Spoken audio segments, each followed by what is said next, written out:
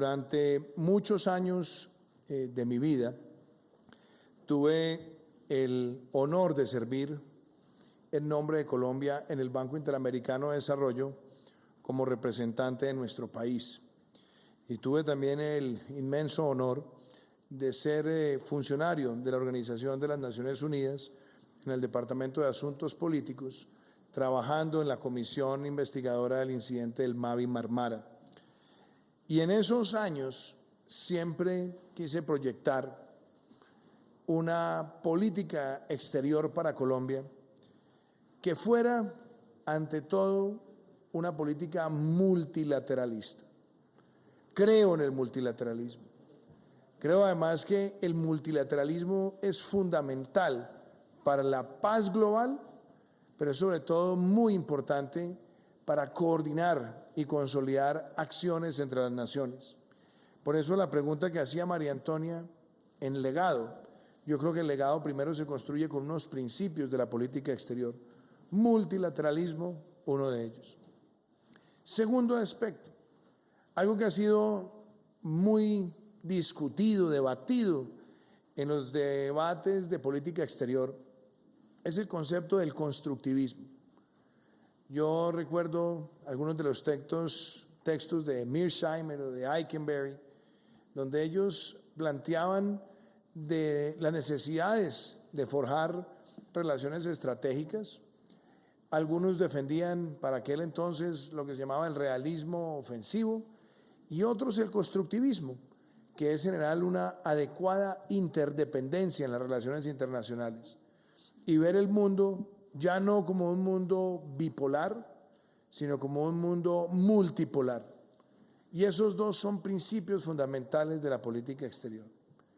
Pero el tercero es cómo crear una política exterior que sea solidaria, que sea fraterna, que proteja y defienda los valores democráticos y que mire hacia el presente y al futuro con el concepto de la sostenibilidad y que el comercio, las relaciones entre los países tengan esos principios y fundamentos, empezando por el multilateralismo y el constructivismo.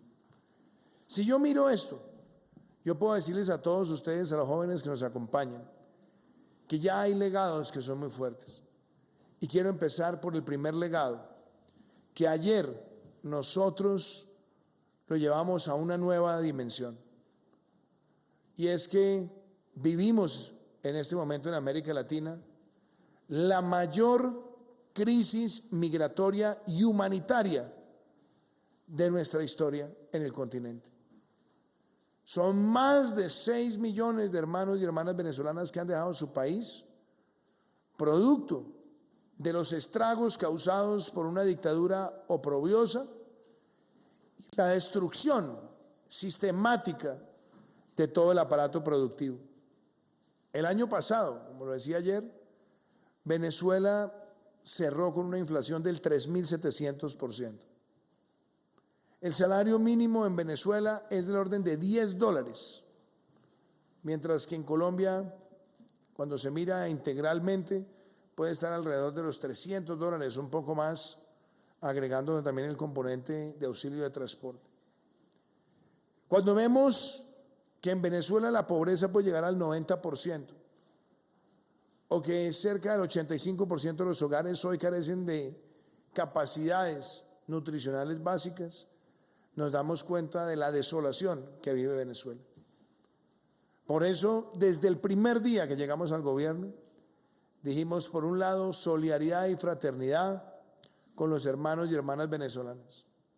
Y dijimos, denuncia y confrontación diplomática a la dictadura y al totalitarismo en defensa de la Carta Democrática Interamericana.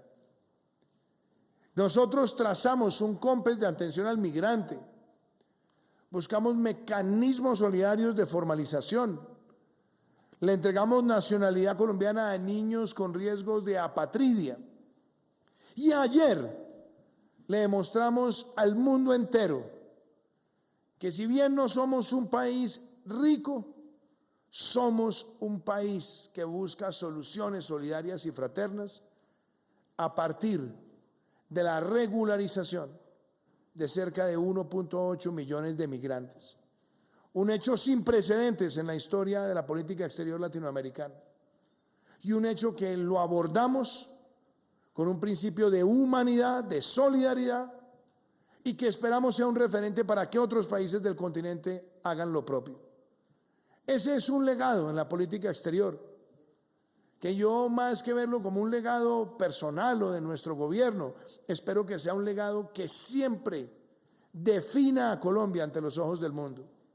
Que este principio sirva para que se construya esa doctrina de solidaridad migratoria, pero soportada en la tecnología, en el registro único del migrante, en el registro con biometría, en tener la posibilidad de otorgar ese estatus de protección temporal y que eso permita la equidad y el acceso a bienes y servicios, pero también poniéndole fin a temas que son deleznables como la corrupción que hemos visto, donde muchos de estos migrantes terminan prisioneros de redes para lograr de manera fraudulenta la expedición de cédulas.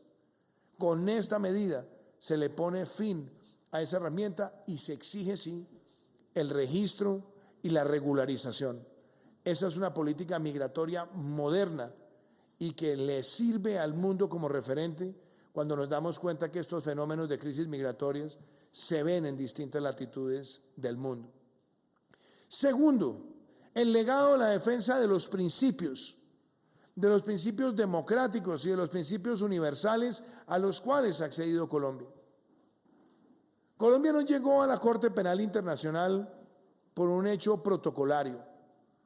Colombia no llegó a la Corte Penal Internacional como parte de un rebaño de países que estaba firmando el Estatuto de Roma. Colombia llegó por convicción y porque uno de los grandes avances de la política exterior en el mundo ha sido la confluencia de países para no dejar en la impunidad crímenes de lesa humanidad. Ese Estatuto de Roma, que habla de la imprescriptibilidad de esos delitos, de la coordinación y que hace un llamado a la sanción efectiva y proporcional, es algo que también abrazamos en nuestra política exterior y que lo hemos llevado a un punto donde en el multilateralismo más de 8 jefes de Estado hemos denunciado a Nicolás Maduro ante la Corte Penal Internacional.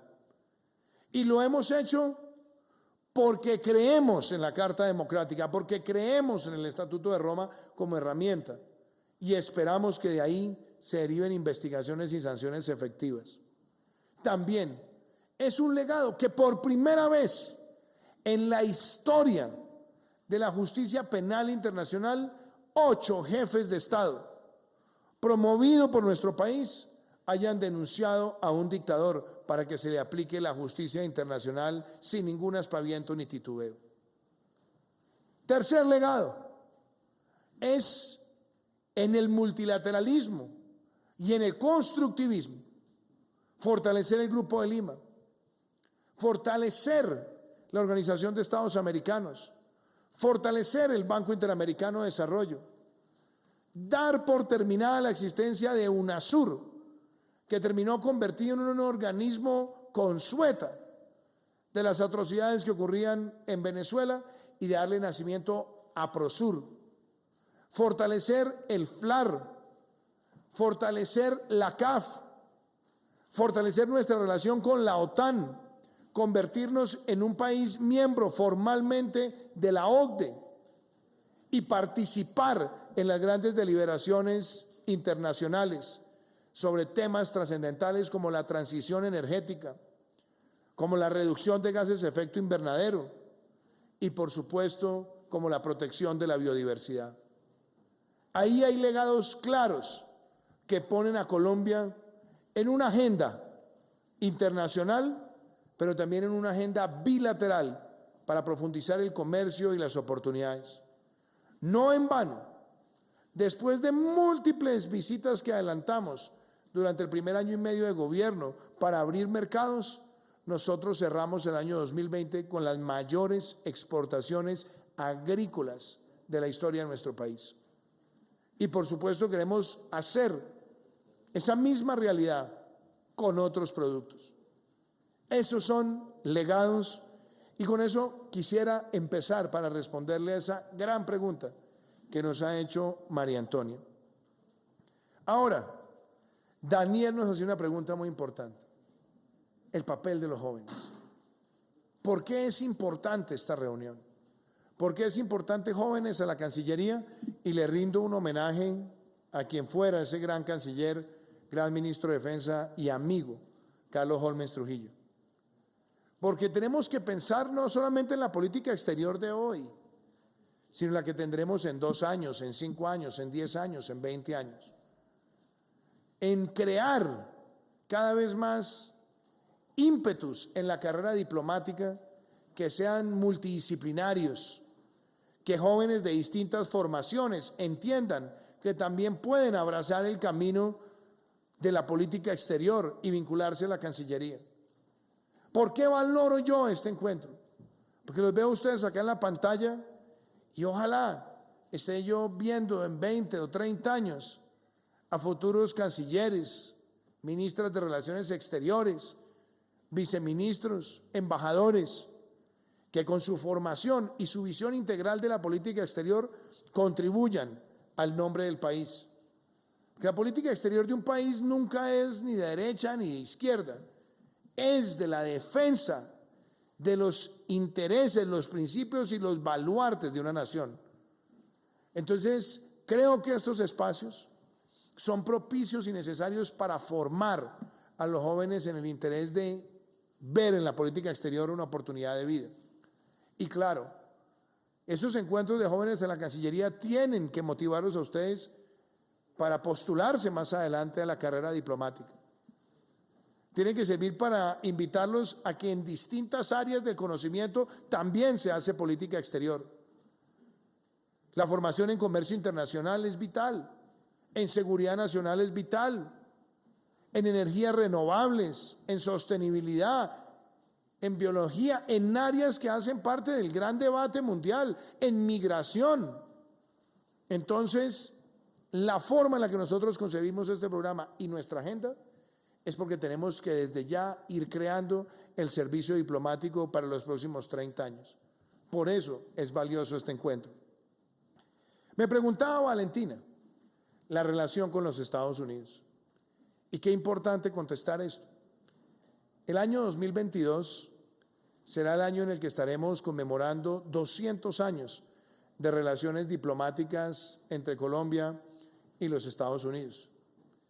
Y quizás muchos de ustedes no han escuchado un nombre: Manuel Torres, ciudadano español, que fue el artífice en los Estados Unidos del reconocimiento de Colombia como Estado por parte de los Estados Unidos de Norteamérica.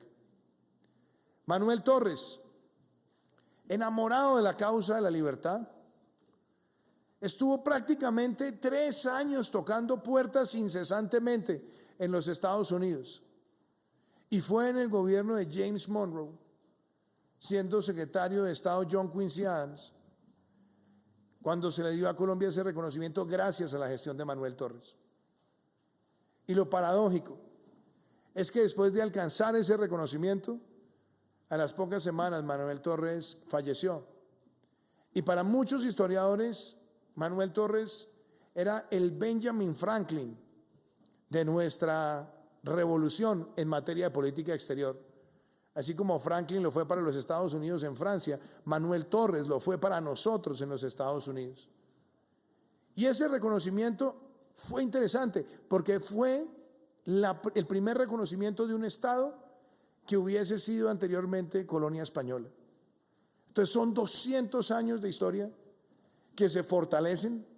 Y algo muy interesante, Colombia ha tenido una relación con los Estados Unidos que ha sido soportada en principios.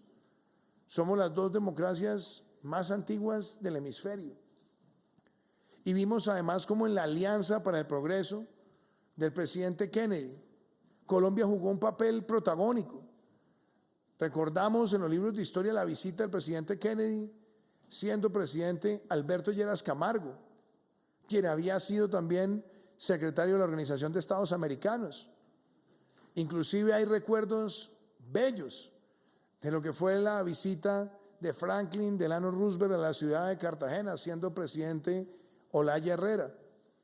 Y hay también testimonios anecdóticos cuando William Henry Harrison fue embajador de los Estados Unidos en nuestro país y años después fue elegido presidente de los Estados Unidos, que es un símbolo de lo que para Estados Unidos también representaba Colombia. Y en los últimos 20 años hemos visto algo muy enriquecedor. Gobierno del presidente Clinton, nace el Plan Colombia, una agenda de apoyo a nuestro país en un momento crítico. Vino el gobierno del presidente Bush y fue el Tratado de Libre Comercio, una nueva oportunidad constructivista, multilateral, porque también abrieron esa oportunidad con otros países de América Latina, pero era a partir del comercio, generar oportunidades. Vino el gobierno del presidente Barack Obama, donde se fortalecieron también muchas alianzas en múltiples temas. Y por supuesto con el gobierno del presidente Trump también se trabajó en la atención al migrante, en la movilización de recursos, no solamente para la seguridad, sino también para programas de desarrollo relacionados con titulación, con desarrollo alternativo, con los programas de desarrollo con enfoque territorial. Y sin lugar a dudas, veo también una gran oportunidad con el gobierno del presidente Biden, porque con Estados Unidos se ha tejido una relación que ha sido bipartidista, y así lo podemos ver en las múltiples sucesiones presidenciales de los últimos 20 años, y ha sido bicameral, Cámara y Senado. Eso tiene un valor que tenemos que preservar, y la motivación que tenemos, la certeza que tenemos, es que el presidente Biden fue uno de los arquitectos del Plan Colombia en el Congreso de los Estados Unidos.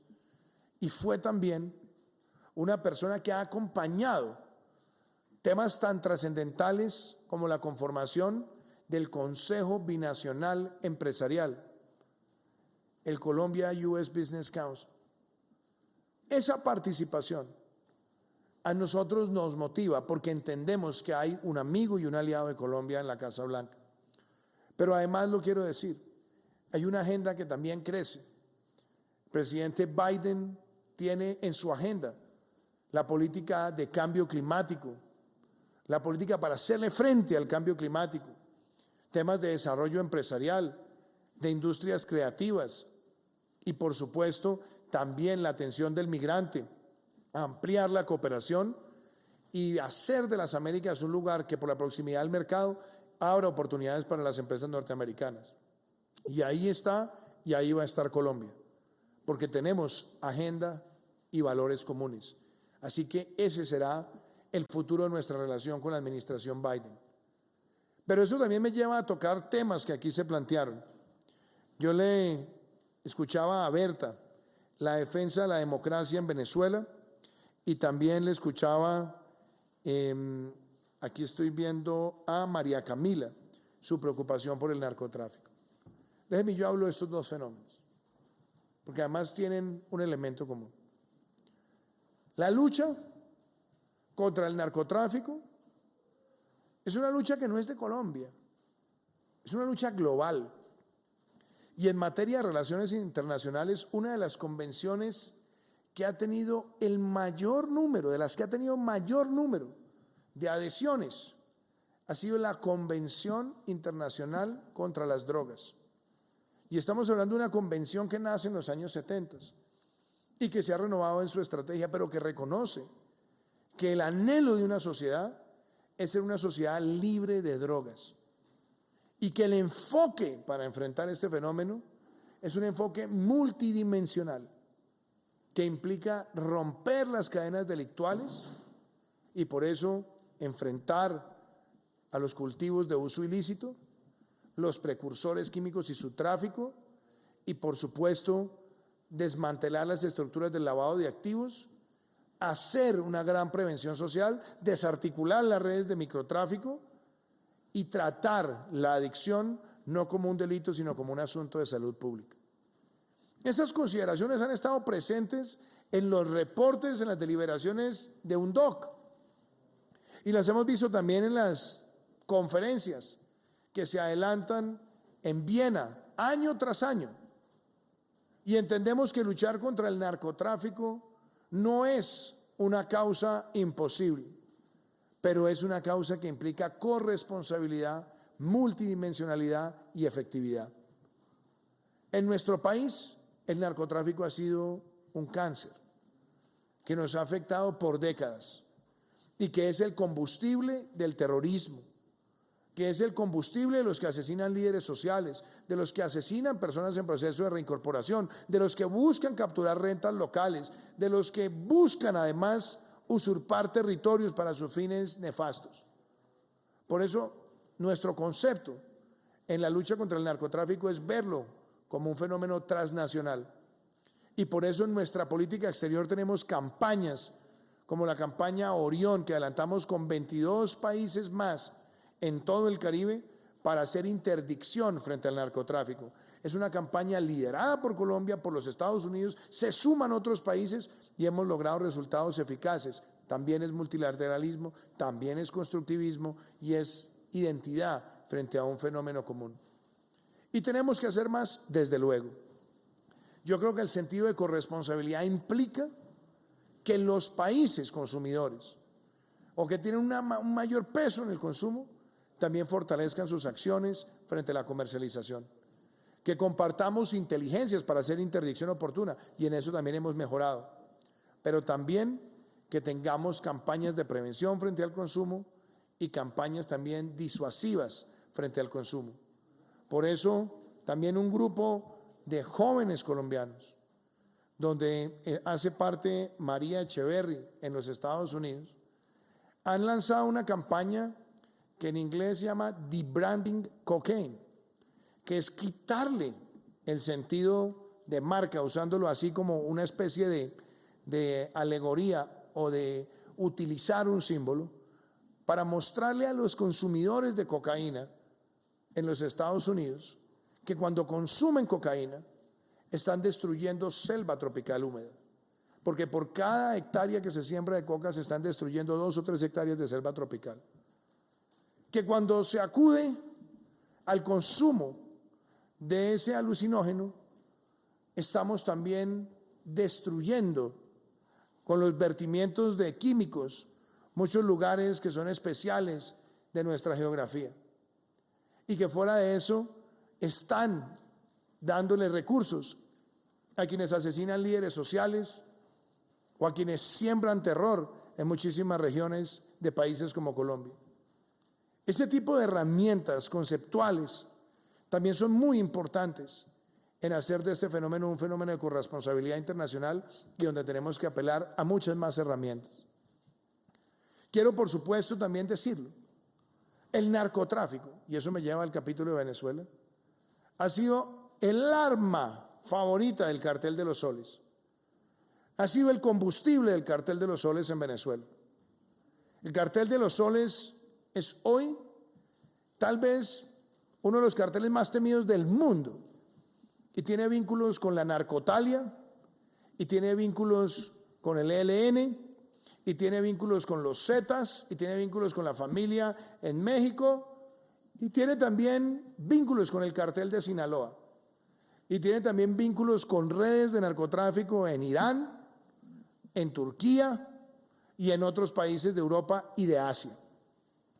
Por eso no podemos ser ingenuos, hay que entender que lo que hay en Venezuela es una narcodictadura que propicia estos fenómenos y que es esa narcodictadura la que ha destruido la separación de poderes, la prensa libre, el aparato productivo y la que ha desencadenado esta gran crisis humanitaria y por lo tanto en los escenarios internacionales, multilaterales y bilaterales tenemos que llevar este tema. Este no es una tosudez, no es una terquedad de Colombia. Y hay que en eso también tener perspectiva. Porque muchos cuando tratan de desviar el debate dicen, es que lo que hay es un presidente en Colombia pendenciero, que lo que quiere es generar fracturas. No, empecemos por reconocer que fue en el año 2017 el gobierno que me precedió el que empezó también a separarse de la relación que tenía con el régimen de Maduro porque se dieron cuenta que estaban incubando un nuevo fraude electoral. Y antes de mi posesión ya se había desconocido ese régimen. Y nuestro desconocimiento es porque hay continuidad en una decisión que se tomó multilateralmente en el seno del Grupo de Lima. Por eso es una política que está soportada en el multilateralismo, pero en los principios que nosotros entendemos e identificamos. Y que sea también oportuno decirlo, el Grupo de Lima ha sido una herramienta eficaz con todo lo que se pueda cuestionar. Solamente al hacer el balance y el análisis de dónde estábamos 2 años atrás y dónde estamos hoy, podamos darnos cuenta que ya más de 50 países no reconocen a Nicolás Maduro como presidente de Venezuela, que no es el representante de Maduro el que se sienta en la OEA, que no es el representante de Maduro el que se sienta en el BID, y que hoy hay una presión diplomática como nunca se había visto.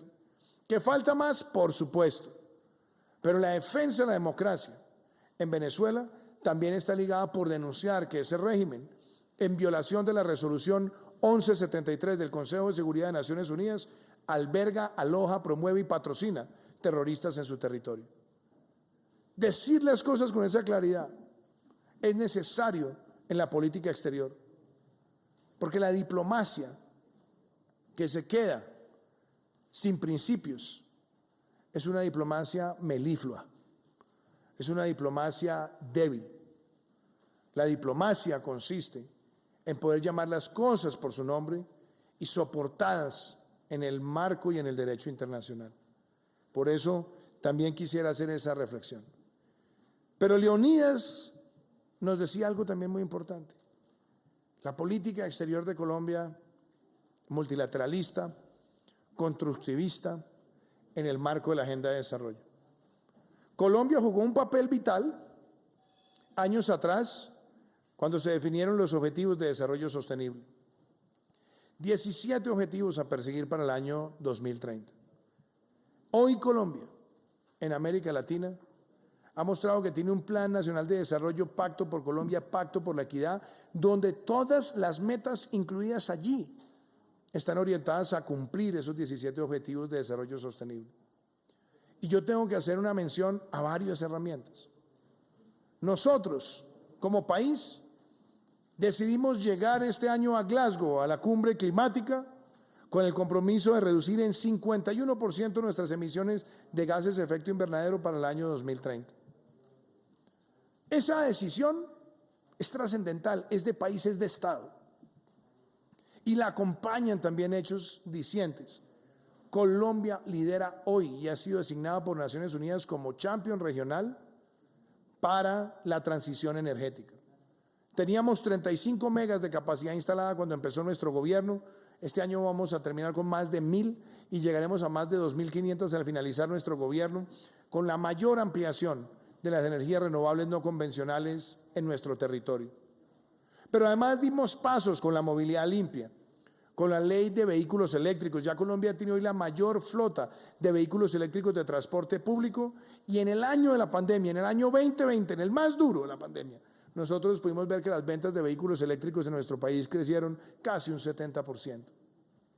Firmamos los acuerdos al interior de nuestro país de promoción de la economía circular, reducir, reciclar, reutilizar, producir conservando, conservar produciendo, y donde hemos llegado a acuerdos de cero deforestación con varias industrias, pero adicionalmente nos unimos a la campaña internacional de 1 Trillion Trees para sembrar nosotros 180 millones de árboles de aquí a que termine nuestro gobierno, y hacerlo además con medición clara y precisa, fortaleciendo también nuestras capacidades de investigación y siendo nosotros sede de la Precop de biodiversidad, que fijará también derroteros hacia metas puntuales, pero asentadas también en el multilateralismo, de convocar a todos los presidentes de la región amazónica para firmar el Pacto de Leticia, que ya lleva 2 encuentros, iremos por el tercero, y donde los indicadores claros que tenemos son para que entre todos protejamos la Amazonía.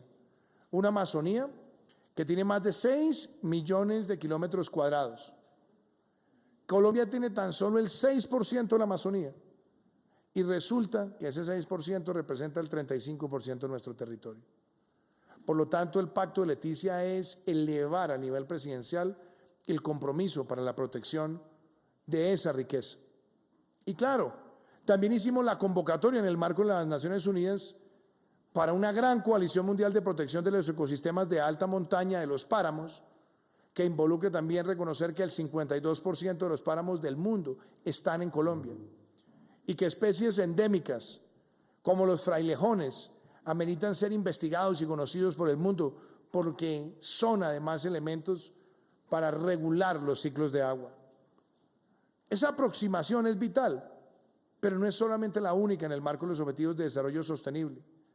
Nosotros estamos avanzando en la reducción de mortalidad por desnutrición, aumentando la expectativa de vida, ampliando la cobertura de agua, ampliando las coberturas en materia de electrificación rural, llevando una mayor representación de la mujer, teniendo la primera mujer vicepresidenta, habiendo tenido ya el mayor número de mujeres ministras de gobierno alguno en Colombia, de tener un porcentaje importante de viceministras, también de mujeres que ocupan cargos de alta decisión, como lo vemos aquí mismo con la jefe de gabinete de la Casa de Nariño, como lo hemos visto también con varias de las consejeras presidenciales en derechos humanos, en competitividad, en acción y cumplimiento, en transparencia, en equidad para la mujer. Ese trabajo al cual también hay que agregarle la presencia de la mujer en la Secretaría, en la Consejería de Regiones, nos permite ver ese empoderamiento que es real, pero adicionalmente para los jóvenes. Ningún gobierno en Colombia le había dado tantas oportunidades en cargos de decisión a personas menores de 45 años. Cuando vemos al ministro de Vivienda, al director de Planeación Nacional, cuando vemos a la ministra de las TICs, por mencionar tan solo algunos, nos damos cuenta del empoderamiento también de los jóvenes. Y esto tiene que hacer parte de esa visión de las 17 metas que tienen definidas los Objetivos de Desarrollo Sostenible. En materia también de vivienda, de protección de los océanos. Nosotros asumimos además la firma del convenio de Minamata y también firmamos Escazú. Claro, tendrá la deliberación de todos los tratados en el Congreso como debe ser, pero hemos dado pasos que son importantes en esta conceptualización multilateralista y constructivista de las relaciones internacionales. Yo con esto quiero decirles a todos ustedes, apreciados jóvenes, que me motiva mucho este encuentro. Me motiva recordando a Carlos Holmes cuando diseñó el programa, me motivan sus preguntas y yo creo que sin ningún tipo de discusión ideológica, a todos los que estamos reunidos nos interesa que a Colombia le vaya bien, que Colombia se posicione internacionalmente, que abra nuevos mercados, que lidere temas, que lidere agendas, que movilice la inversión y la cooperación internacional en nuestro país. Pero también nos interesa tener una política exterior que se fortalezca conceptualmente hacia los grandes intereses geopolíticos y principios geopolíticos de nuestra patria. Por eso los felicito y les agradezco profundamente estas preguntas. Y yo quiero también cerrar por donde empecé. Lo que ayer ocurrió, el paso que dimos ayer de demostrarle al mundo que nosotros podemos encontrar soluciones fraternas, sostenibles, basadas en la tecnología, basadas en el registro, basadas en las oportunidades y en entender la tragedia del prójimo, es algo que definirá para siempre ante los ojos del mundo que en el momento más duro frente a la migración en el mundo, cuando muchos han optado por la xenofobia, por la persecución, por el rechazo, por la negación, nosotros hemos sido una nación que opta por la fraternidad, por recibir, por orientar, por estimular en el marco de la legalidad a resolver esos problemas. Y eso lo cierro también haciendo una reflexión sobre la última encíclica del Papa Francisco, Fratelli Tutti, donde la fraternidad de todos, ponernos en los zapatos del otro y mucho más en las tragedias humanitarias, es lo que nos marcará a nosotros en medio de estas adversidades y de esta pandemia como un mundo que saldrá adelante más solidario. Así concibo yo a nuestro país y en este salón de la Cancillería, que se llama el Salón Bolívar, cuando pensamos en lo que ocurrió ayer, recordamos que nuestra libertad fue labrada, fue liderada por un venezolano que encontró en Colombia el lugar donde asentar y afincar sus ideales. Que fueron muchos los lanceros de José Antonio Páez, nacidos en Venezuela, los que acompañaron al Libertador a cruzar el páramo de Pisma y darnos la libertad enfrentando a Barreiro. Y que en este año 2021, cuando estamos conmemorando 200 años de la Constitución de Cúcuta, de la Constitución del sueño de la Gran Colombia, donde estaban Colombia y Venezuela unidas, aunque ya no tengamos esa Constitución, pero entendamos que fue la precursora de nuestro ordenamiento constitucional, lo que sigue más vigente que nunca es la hermandad con los venezolanos, con las venezolanas, y que esta decisión fraterna que asume Colombia, que sabemos no es fácil y que tendrá muchos retos, la asumimos porque le demostramos al mundo que frente a la xenofobia que se ve para manejar la migración, es la solidaridad y la fraternidad la que define a nuestra patria. Muchísimas gracias.